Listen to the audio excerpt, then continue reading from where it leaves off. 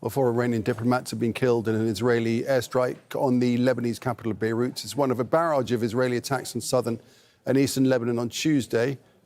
The Lebanese health ministry says more than 500 people have been killed since the start of the conflict with Israel. The Israeli army has been issuing evacuation orders for dozens of villages in the south, saying it's attacking Hezbollah. Lebanese authorities say 760,000 people have been displaced and accuse Israel of targeting residential areas and hotels. And as you can see, the attacks into the capital, Beirut, are ongoing.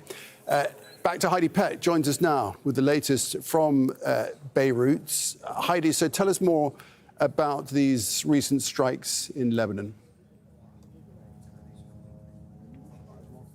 I mean, when we talk about recent, there was a strike on the southern suburbs of the capital about 1 minute ago. You might be able to see black smoke rising directly in the background here. This one was actually quite close on the edge of the southern suburbs here in Beirut. That is the third strike in about 40 minutes at the moment. The Israeli surveillance drone is flying low and loud overhead. You can hear it once again. So I think the residents of Beirut are once again in for a noisy night. Now, the suburbs behind me have been subject to this mass forced evacuation order, but there was no specific warnings issued this evening about individual buildings or locations that were going to be targeted.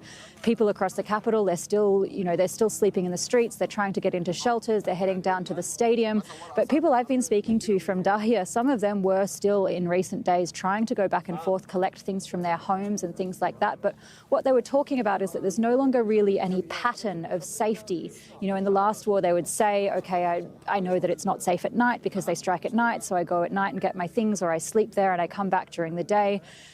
This time around, with this latest escalation of the fighting between Israel and Hezbollah and these increased Israeli strikes on the capital, people have no sense of predictability or safety, and they just don't know where to go. And Heidi, as we see that smoke billowing above the skyline there in the capital, all the while there's been this ceasefire request. What do we know about that? Yeah, so the Prime Minister, Nawaf Salam, a number of times in recent days, in fact, has indicated that he is willing and open to direct talks with Israel, which is very unusual in the history of Lebanese and Israeli relations. That has not happened for a very long time. The last ceasefire was not a direct negotiation between Lebanon and Israel. It was mediated via the US. But we have seen him repeatedly say that, he is open to talks in any format. There's some reporting that indicates that, possibly that those talks would take place in Cyprus. But there's nothing quite confirmed yet. But the condition that he's asking for is that there should be a cessation of hostilities before any talks can take place.